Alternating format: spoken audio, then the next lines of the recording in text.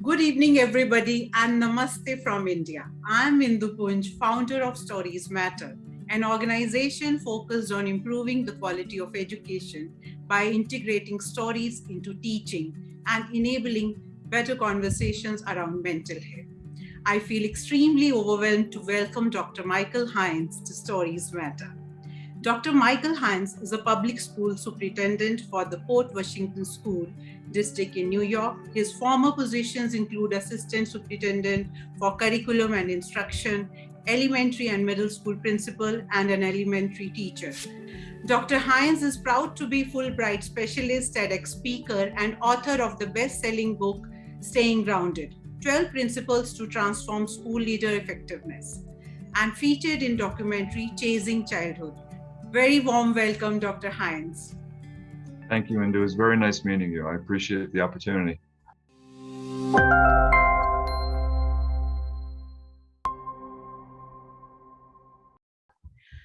Tell us about your story. So at Stories Matter, we love to hear everyone's story, especially educators. Part of my story is when I graduated high school, I was in the bottom 10% of my class. I hated school, actually. And the ultimate irony is now that I'm a superintendent of schools in charge of about 5,500 students and over 500 teachers.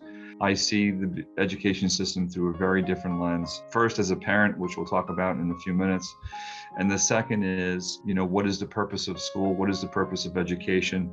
What can we do better? How can we learn from our international neighbors as far as best practices?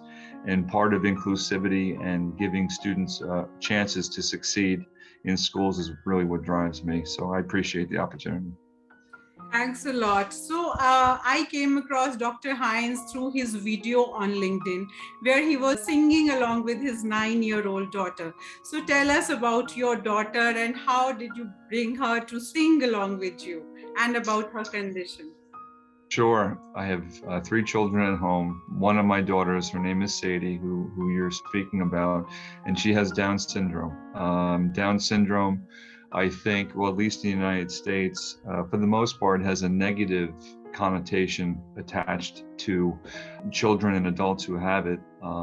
They think they're cognitively impaired. They can't do as much as, let's say, typical adults and young kids, and that's just not the case. And one of the things Sadie loves to do, and she's the only child of mine who likes to, is to sing with me. So we had a snow day song here. It's a snow day. Oh, thank you. I love snow. I love snow. Yeah, snow's the best. Snow's the best. Say, happy snow day, Port Washington. Happy Washington, Port Washington. It's a snow day, baby. Snow day because it snows a lot in New York. I'm very fortunate. She does a lot of things that, a lot of people don't think that a child with Down syndrome would do. And those are the things I like to share because I want to break those barriers and the mindset. Please elaborate on the things that she loves to do. Yeah, so one of the things she loves to do a lot, believe it or not, is swim. She's an incredible swimmer, and she was swimming since she's been three years old.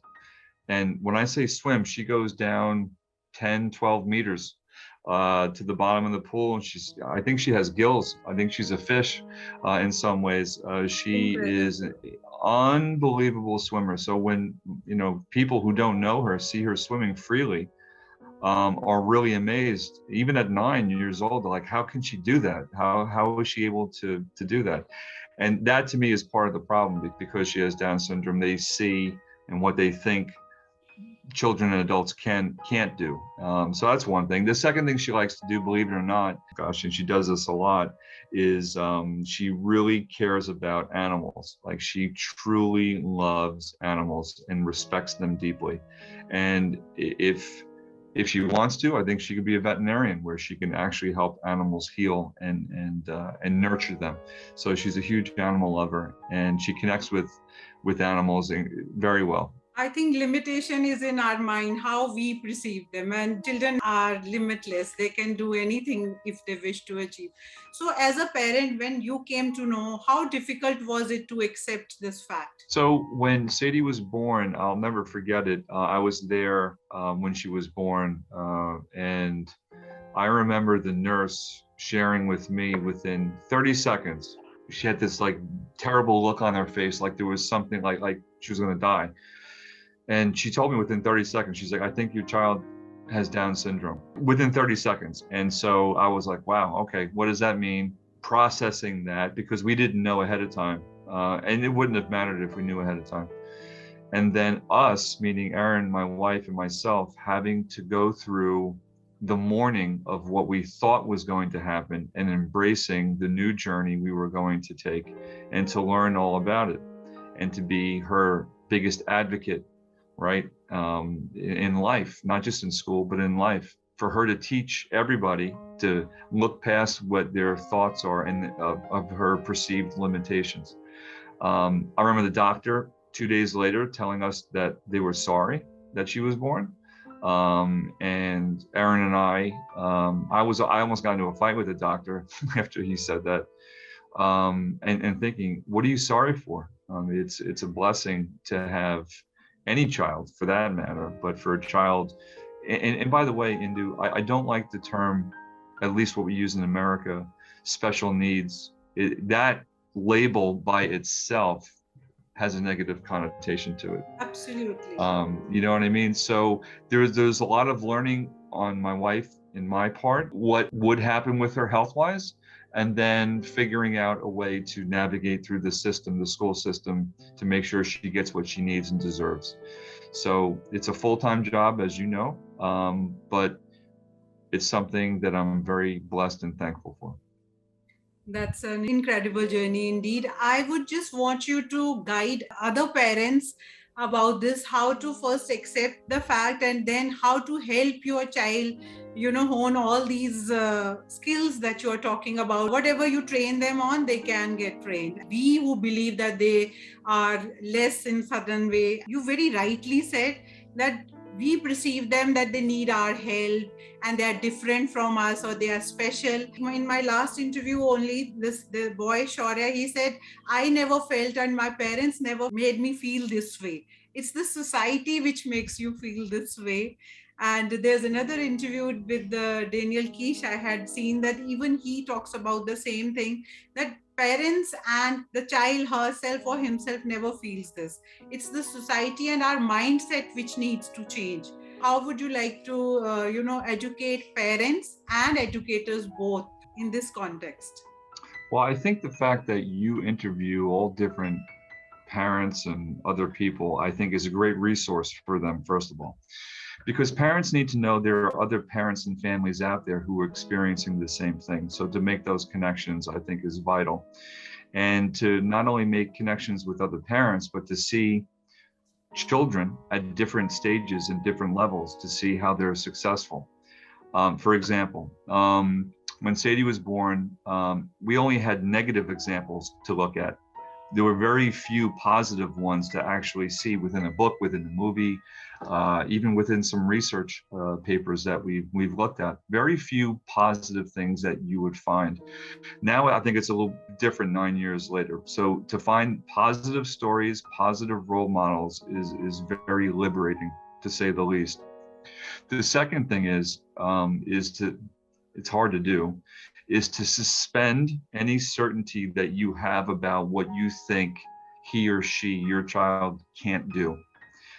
Because once you suspend that certainty and you lift that lid and you watch them ride a bike, reach milestones, even though it's a little bit later, they still reach them nonetheless.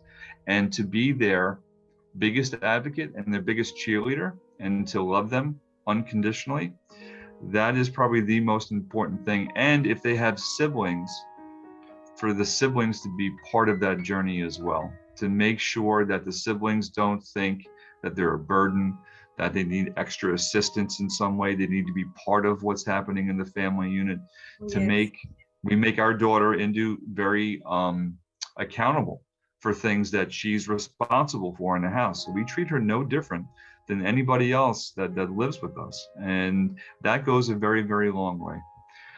Those are some of the things that I would recommend. Once you get over, and you have to forgive yourself, it's not easy to do, forgive yourself when you find out news that you weren't expecting, like we didn't know she had Down syndrome, to forgive yourself if you have negative thoughts initially, right? So negative thoughts about, what does this mean for me selfishly as a parent?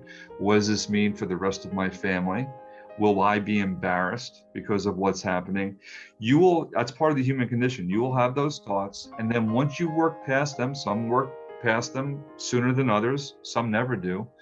Well, but once you do, and you embrace this new journey that you're on, and you forgive yourself, then you give everything you have to make sure that your child is successful. That's great. I'm sure this is a great insight. Unconditional acceptance, not only as a parent, as a sibling.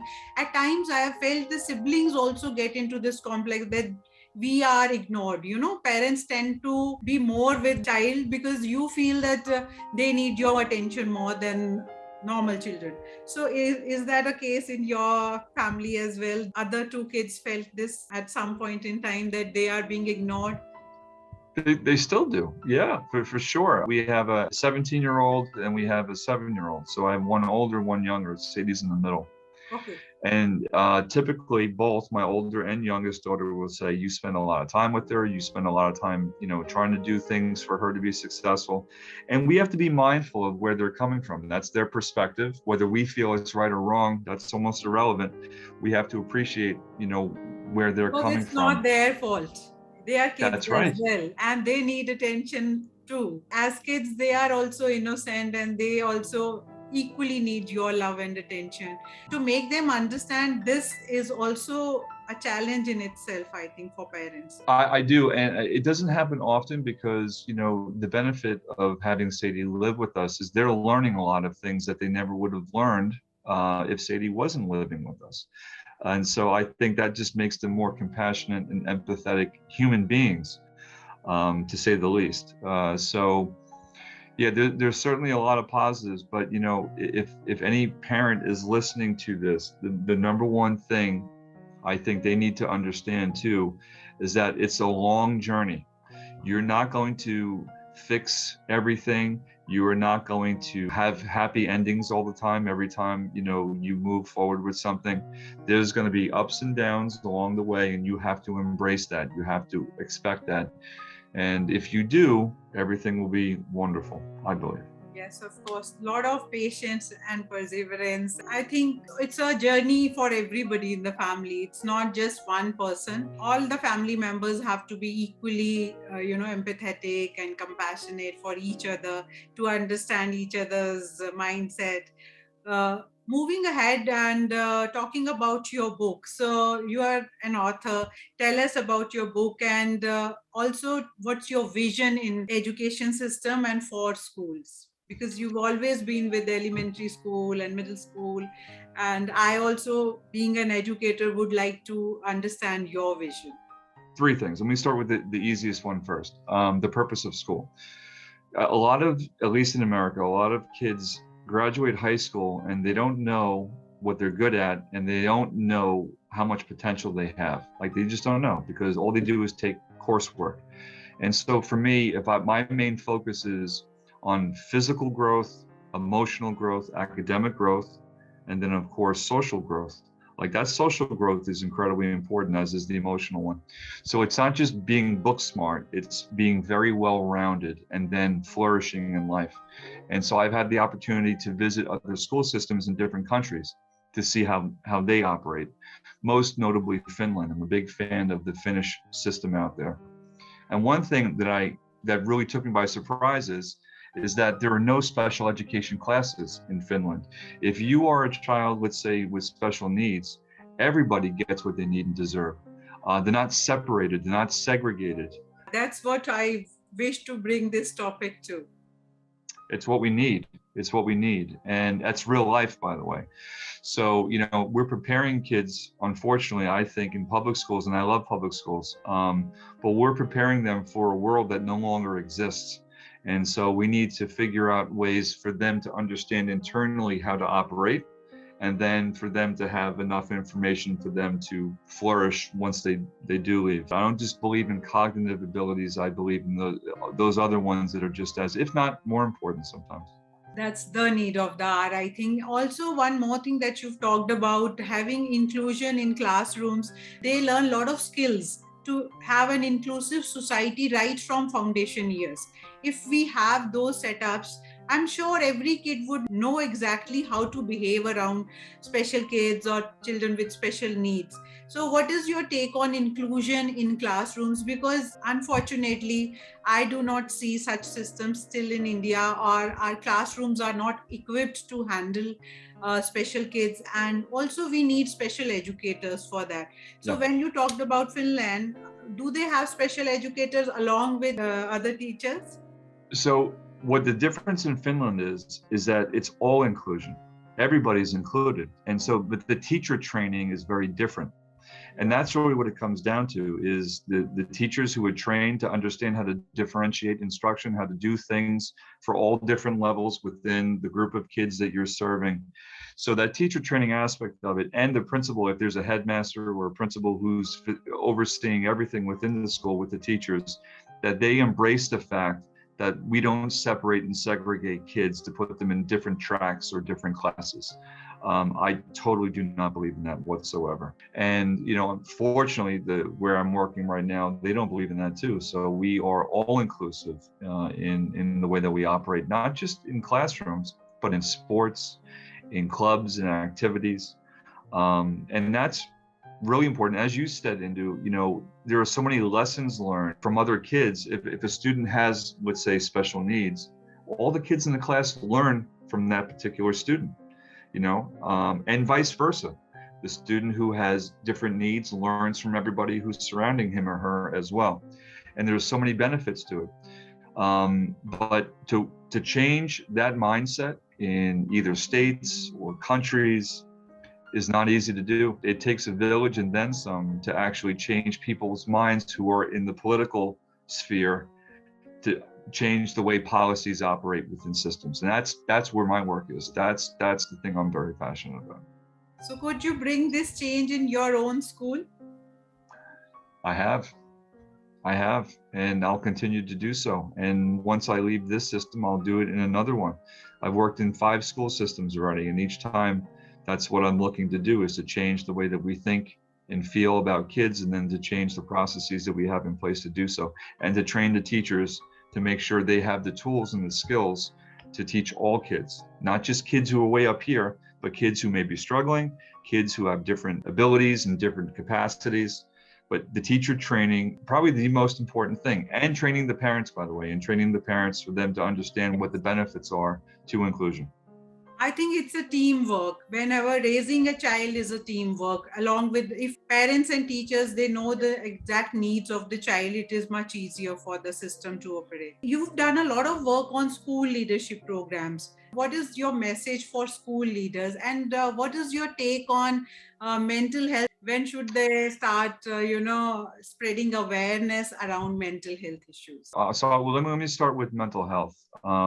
There's a major crisis here in America. I'm sure it's global. This is the first time that school systems around the world were shut down all at the same time, right? So, and there's a lot to be learned from that. What I do know in America, we're serving a generation of kids who are more suicidal, more depressed, and anxious than any generation before, right? So that's the fact.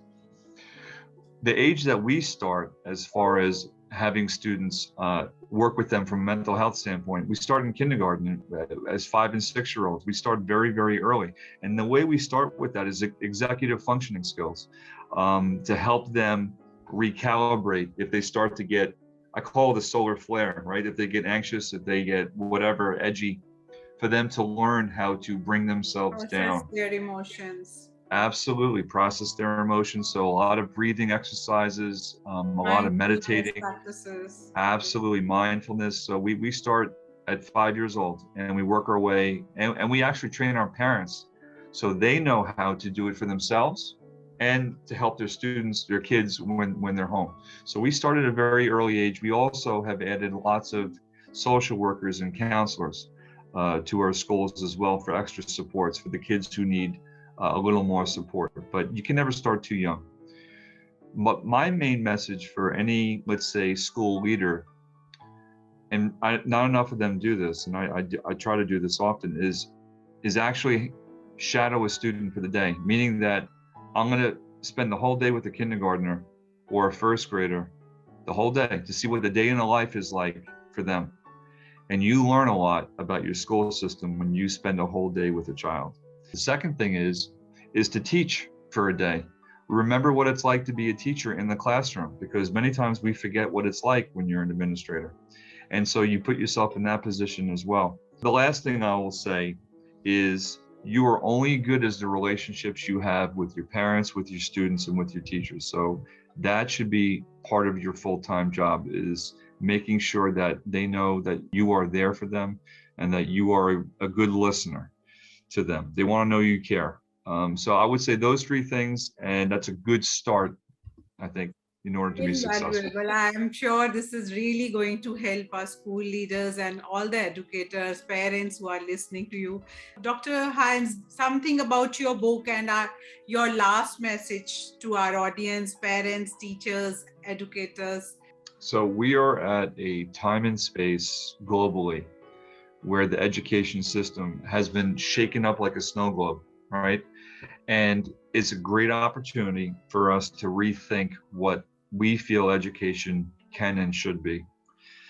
We don't have to go back to the old system as to the way it was before. I think there are many things we've learned over the past 2+ years, and I want school leaders to redefine what they think education should look like, because if we don't do it now, we'll never do it. At least in America, we've been teaching and doing things the same way since 1860. Like, nothing has really changed. But now is the time to change, whether it's in India, whether it's in Finland, whether it's in Canada, it doesn't matter where it is. We can always try something that's new and different, and we have to learn from each other globally. That's what I would recommend. I call it unlearning now. It's time we unlearn, to redefine our education system, to bring all those reforms which are the need of the hour, because after COVID, things have drastically changed. As you very rightly mentioned about children are, anxious. Some of them had never seen school, and they were like going after 2 years for the first time to face school environment, teachers. It's a very overwhelming thing for them. It is. Thanks a lot for your time. Thank you, and hope to see you soon sometime again.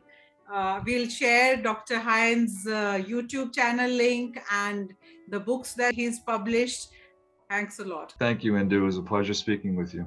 Lots of love to your daughter and best wishes to you and your family. Thank you. Thank you. Thank you, Indu.